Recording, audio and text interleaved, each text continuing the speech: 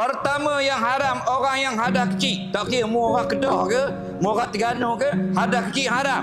Sembahyang. Sembahyang tu apa? Bahasa Melayu. Dia short form.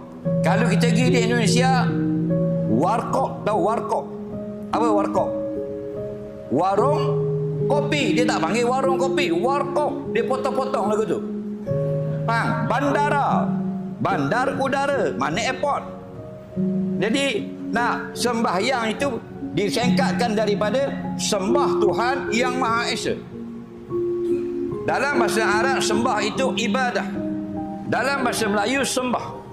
Ada orang kata kita tak boleh guna perkataan sembah kerana sama dengan orang kafir sembah berhala. Tak betul. Kerana yang mula-mula menyembah ialah orang beriman. Mula-mula disembah patung hanya berlaku setelah beberapa ribu tahun zaman Nabi Nuh, baru disembah berhala selain daripada Allah. Sebelum zaman Nabi Nuh tidak ada disembah selain daripada Allah. Batu sembah yang Maha Esa, sembahyang. Arab panggil solat.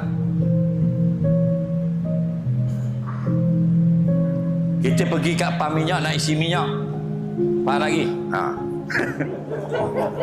Menai pakai siapa pakai kereta DC?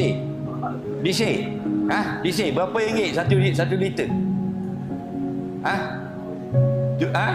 RM6 lebih, RM6. Okey. Katanya yang jaga pam minyak itu hari ini ada kuis. Kalau awak boleh jawab soalan ini, saya bagi RM1 1 liter. Apakah arti solat?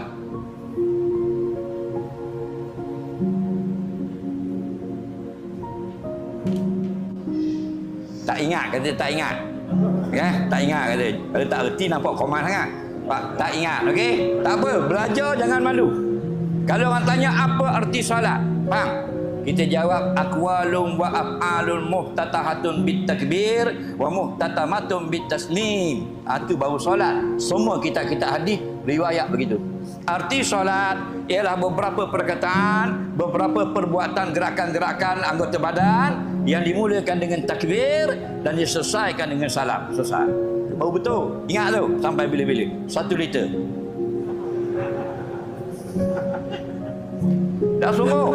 Nah, kita mari belajar tak ada rugi apa. Nah, mari tak reti apa balik dapat ilmu. Tak ada rugi apa. Faham? Harta kita pun tak hilang. Sekejap lagi derma, bukan wajib, bukan zakat. Nah, siapa nak bagi boleh bagi, dapat pahala, tak bagi tak berdosa pun. Namanya terdekut nak mampu ya. Nah.